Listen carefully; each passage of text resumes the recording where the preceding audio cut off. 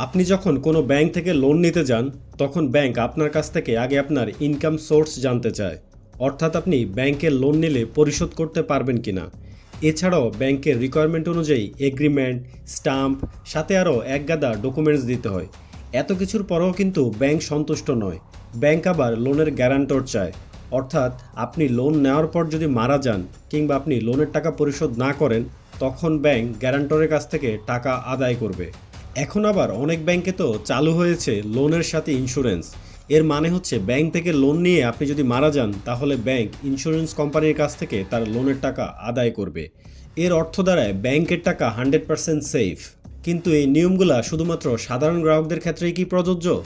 মেনে নিলাম এগুলা ব্যাংকের প্রসেস পলিসি কিংবা ব্যাংক থেকে লোন নেওয়ার নিয়ম। এবার আসি, আপনি যখন ব্যাংকে টাকা রাখতে যান, তখন ব্যাংক আপনাকে কি দেয়? শুধু একটা ডিপোজিট স্লিপ? ধরুন আপনি যদি কোনো ব্যাংকে 10 বছরের জন্য 10% রেটে একটা ডিপিএস করেন, তাহলে ব্যাংক যে আপনাকে 10 বছর পরে পুরো টাকা ফেরত দিবে কিংবা 10 বছর পরে আপনি 10% রেট পাবেন, কিংবা ব্যাংক কি বলে আমি যদি টাকা দিতে না পারি তাহলে কে টাকা দিবে? ব্যাংক কি আপনাকে কোনো গ্যারান্টি দেয়, কোনো ইন্স্যুরেন্স দেয়, লিখিত কোনো ডকুমেন্টস দেয়? কিছুই দেয় না। আপনি অ্যাকাউন্ট, ডিপিএস কিংবা এফডিআর করার সময় যে ডকুমেন্টসগুলো ফিল আপ করেন, অর্থাৎ যে অ্যাপ্লিকেশন ফর্ম বা আদার যে ডকুমেন্টসগুলো ফিল আপ করেন, ব্যাংক কিন্তু তার সবগুলোই রেখে দেয়। আপনাকে কিছুই দেয় না। আপনাকে কি দেয়? আপনি যখন টাকা জমা দিবেন তার যে একটা ডিপোজিট স্লিপ, আপনাকে শুধুমাত্র সেই স্লিপটাই দেয়। এরপরে যদি ব্যাংকের কোনো রুলস বা কোনো নিয়ম চেঞ্জ হয় কিংবা বাংলাদেশ ব্যাংক কোনো ইনস্ট্রাকশন দেয় কোনো কিছু চেঞ্জ করার জন্য, তাহলে একজন গ্রাহক হিসাবে আপনাকে কিন্তু সেটাই মেনে নিতে হবে। এটা কেমন কথা? গ্রাহক ব্যাংক থেকে লোন নিতে গেলে যদি ব্যাংকের এত পলিসি মানতে হয়, তাহলে ব্যাংক যখন গ্রাহকের কাছ থেকে টাকা জমা রাখবে, তখন গ্রাহকেরও তো পলিসি থাকা উচিত। এটা বলার কারণ হচ্ছে বর্তমানে সম্মিলিত ব্যাংকের গ্রাহকদের সাথে যেটা হচ্ছে সেটা অন্য ব্যাংকের গ্রাহকদের সাথে যে হবে না, তার কি কোনো গ্যারান্টি আছে?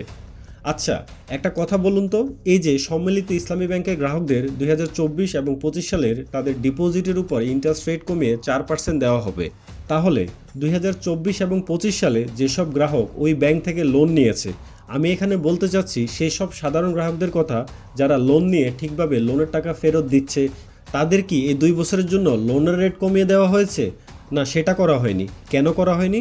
সেটার উত্তর হচ্ছে বাইরের দেশের নিয়ম মেনে হেয়ার কাট নামে গ্রাহককে ঠকানো হচ্ছে। কিন্তু ওইসব দেশে গ্রাহক ব্যাংকে টাকা রাখলে যে ব্যাংক নিজেই ইন্স্যুরেন্স করে গ্রাহকের টাকা সেফ রাখে, সেই নিয়মটা হয়তো আমাদের কর্মকর্তারা জানেন না।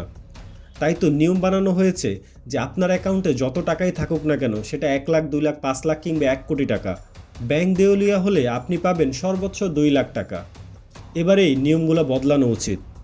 তাই এখন নিয়ম বানানো উচিত, ব্যাংক থেকে লোন নেওয়ার সময় ব্যাংক যেমন হাজার ডকুমেন্ট যাচাই করে, কাস্টমারের ইনকাম যাচাই করে, সব কিছু স্যাটিসফাই হলে দেন ব্যাংক গ্রাহককে ঋণ দেয়, ঠিক সেমভাবে একটা গ্রাহক যখন ব্যাংকে টাকা ডিপিএস বা এফডিআর করতে যাবে, তখন ব্যাংকেরও এরকম গ্রাহকদেরকে অ্যানসিউরিটি দেওয়া উচিত, কোনো ডকুমেন্টস দেওয়া উচিত যে আপনার টাকা আপনি ফেরত পাবেন। যদি ফেরত না পান, সেক্ষেত্রে আপনার টাকা কিভাবে ফেরত দেওয়া হবে সেটার জন্য ব্যাংক কাকে গ্যারান্টর বানাবে, এই নিয়মগুলো এবার কেন্দ্রীয় ব্যাংকের করা উচিত।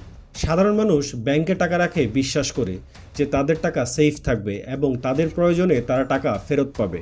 কিন্তু যারা কোটি কোটি টাকা লুট করে নিয়েছে, তাদের দায় তো কোনোভাবে সাধারণ মানুষের ঘাড়ে চাপাতে পারেন না। এখন সময় এসেছে প্রশ্ন করার, সময় এসেছে নিয়ম বদলানোর। কারণ ব্যাংক চলে গ্রাহকের টাকায়, গ্রাহক না থাকলে ব্যাংকও থাকবে না। তাই গ্রাহকের টাকা আগে সুরক্ষিত করতে হবে। না হলে ভাববো এই সিস্টেমগুলো তৈরি করা হয়েছে শুধু ব্যাংকের জন্য, সাধারণ গ্রাহকদের জন্য না।